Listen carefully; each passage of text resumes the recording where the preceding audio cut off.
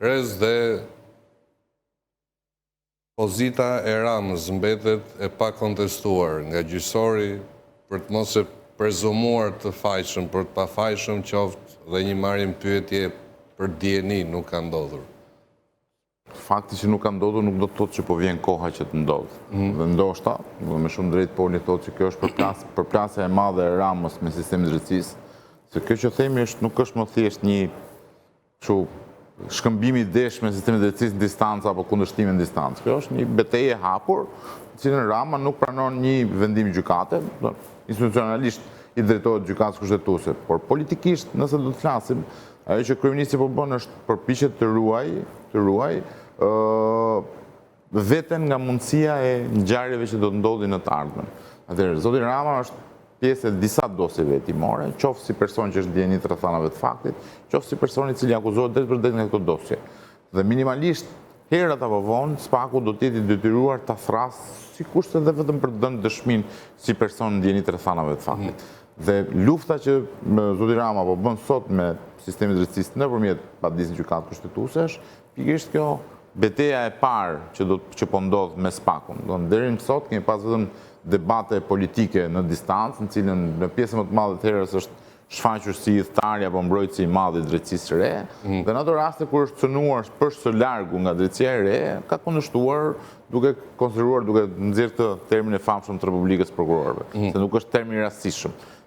Termi Republikë Prokurorëve tregon një mos dakordësi me mënyrën se si drejtësia e re po angazhohet kundër partisë politike që zoti Rama drejton. Kështu që në fund ditës kjo betejë në gjykatë kushtetuese nuk është një gjë tjetër veçse një betejë e parë frontale ndërmjet Ramës dhe drejtësisë së re për të ruajtur atë që është imuniteti i tij personal. Në fund ditës zoti Rama është kryetari i Partisë Socialiste dhe detyrohet që të ruajë ai veten përpara se të marrë rrugtimin dhe ai për në SPAK. Nëse përdorim krahasimin e Lisit dhe Polit, a është një lloj Frankensteini SPAK-u tani në kuptimin e kontrollit? Nuk mendoj. Unë mendoj që SPAK-u të paktën. Jo, në kuptimin e monstrës që u krijua. Po pra, kjo nuk kupton që monstra fillimisht kontrollohen, që do ndikin fabulën e Frankensteinit, monstra fillimisht kontrollohet dhe pastaj deri diku dhe tek fabula kontrollohet, deri diku.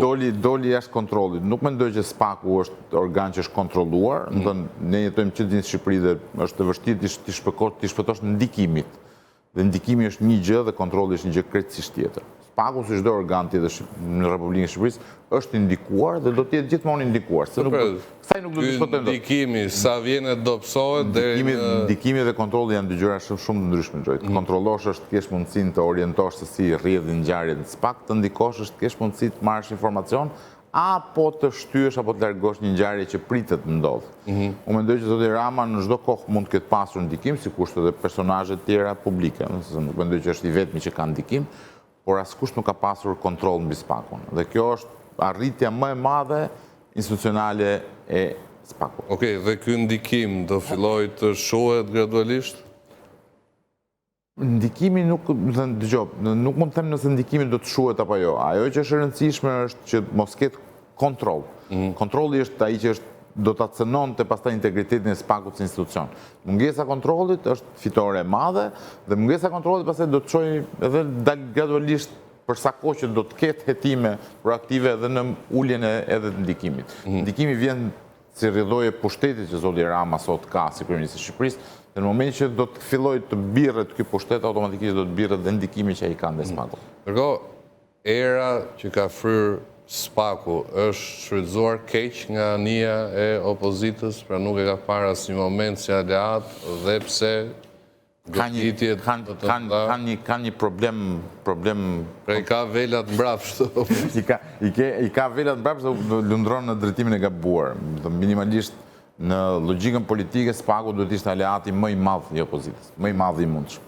Nëse ka një, dhe ne mund të flasim që të gjithë për korrupsionin nga mëngjesi deri në darkë.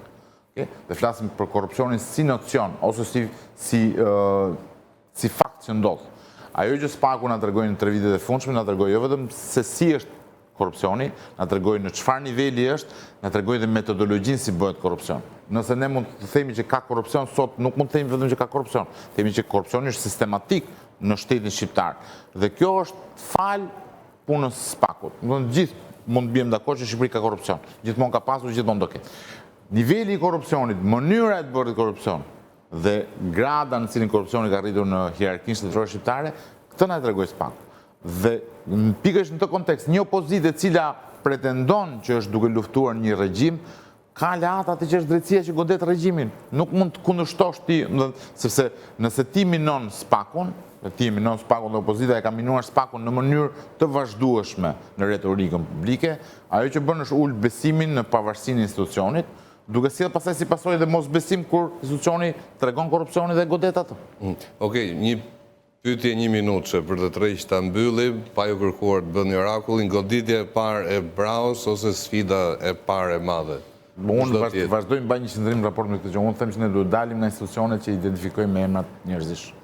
SPAK është institucion, zoti Brau është drejtues i institucionit, por nuk është institucion. Okej, mirë, rastësia me çfarë e sjell përballë? Jo, sepse kjo identifikimi i institucionit me individin na prodhon merita që nuk i takojnë zotit Brau. I takojnë prokurorëve të çështjes që ndiqen çështje të caktuara. Kush do të jetë goditja e parë e radhës? Këtë mandat, po ta riformuloj. Po SPAK-u, jo nuk lidhet me mandatin. Puna e SPAK-u do të vazhdonte pavarësisht kush është drejtuesi i institucionit. Dhe këtu them, prandaj them ai është integriteti dhe mungesa e kontrollit. Se nuk mund të kontrollohet një institucion as nga drejtuesi i tij dhe as nga forca jashtë drejtimit të SPAK-ut. Nuk ta bëj dot orakullin për këtë. Lis, gazetarët flasin pak. Unë nuk ta jap përgjigje në pyetjes tënde, Gjoj, sepse nuk më dhej kafe kur erdha. Okej, po ta jap pas, jemi ende në kohë. Tani, për mendimin tim, unë e thash që prokuroria e posaçme është si ai fëmia që u lind, u zhvillua dhe tani po rritet. Pritshmëri janë, po thoj se opinioni publik ka pritshmërit e tij, përsa i përket punës së zotit Brau. Zoti Brau është një prokuror karrieri i cili ka rreth 17 vite në sistem dhe ka rreth 8 vite në ish prokurorinë e krimeve të rënda dhe tani si prokuror i prokurorisë posaçme. Është një prokuror për mendimin tim që ka treguar dignitet. Përmend këtu rastin e zotit Adriatik Lalla, po e marr si shembull atë rast pasi hetimet kanë nisur kur SPAK-u nuk ishte themeluar ende, pra ka nisur me ish krimet e rënda, si dosje, pavarësisht se vendimi u dha nga krimet nga prokuroria posaçme, por hetimet i nisi si ish prokuror i ish krimeve të rënda, dhe duke qenë se ishte ai prokuror që goditi apo mori në hetim shefin e tij, le të themi që mund të ketë ndikim, po jo ndërhyrje, siç e tha dhe zoti, siç e tha dhe Rezi, se do drejtohesha zoti Kupti. Do të kuptoj diçka. Tha dhe kolegu pak më parë që ne s'duhet ta identifikojmë, jo për faktin sepse s'duhet me njëshin, por edhe ligji për organizimin dhe funksionimin e prokurorisë e ka të tillë që çdo prokuror është zot në dosjen e tij.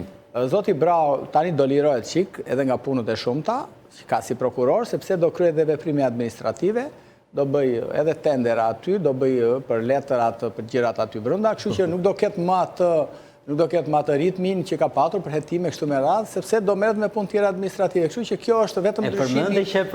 Vetëm kjo është tendera atë. Tendra është tendra bëhet te letër higjienike, se blihen ato. Nuk është e thënë që tendrat në kuptimin e rrugëve. Kështu që unë nuk e shikoj fare në atë kuptimin, në atë vështrimin që shikojnë, u erdhi një drejtues i ri do ndryshoj. Jo, mar aty është, prokurorët aty janë, puna do vazhdoj.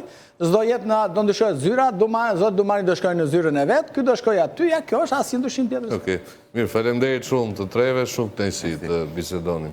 Mirë, shkojmë publicitet, kthehemi pas pak në studio.